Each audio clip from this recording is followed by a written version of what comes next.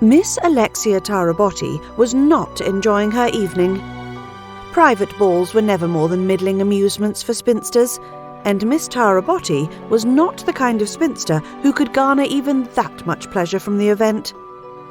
To put the pudding in the puff, she had retreated to the library, her favourite sanctuary in any house, only to happen upon an unexpected vampire. She glared at the vampire. For his part, the vampire seemed to feel that their encounter had improved his ball experience immeasurably. For there she sat, without escort, in a low-necked ball gown. In this particular case, what he did not know could hurt him.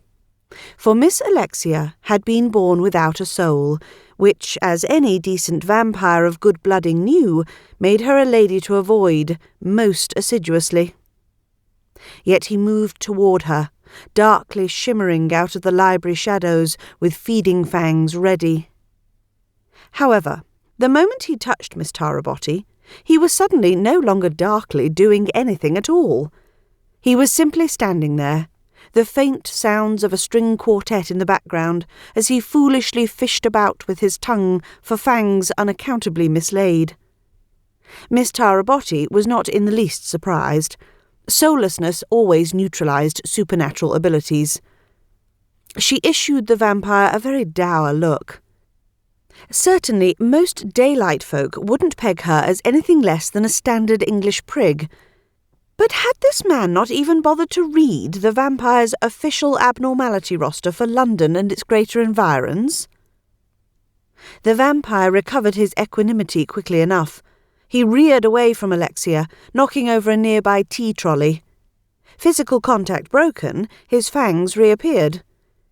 Clearly not the sharpest of prongs, he then darted forward from the neck like a serpent, diving in for another chomp. "I say," said Alexia to the vampire, "we have not even been introduced." Miss Tarabotti had never actually had a vampire try to bite her. She knew one or two by reputation, of course, and was friendly with Lord Maccon. Who was not friendly with Lord Maccon? But no vampire had ever actually attempted to feed on her before. So Alexia, who abhorred violence, was forced to grab the miscreant by his nostrils, a delicate and therefore painful area, and shove him away. He stumbled over the fallen tea trolley, lost his balance in a manner astonishingly graceless for a vampire, and fell to the floor. He landed right on top of a plate of treacle tart. Miss Tarabotti was most distressed by this. She was particularly fond of treacle tart, and had been looking forward to consuming that precise plateful. She picked up her parasol.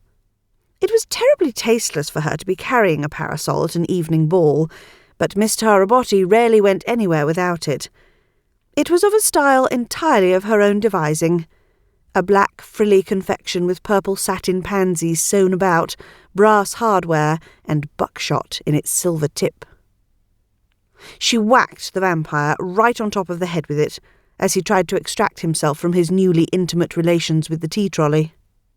The buckshot gave the brass parasol just enough heft to make a deliciously satisfying thunk.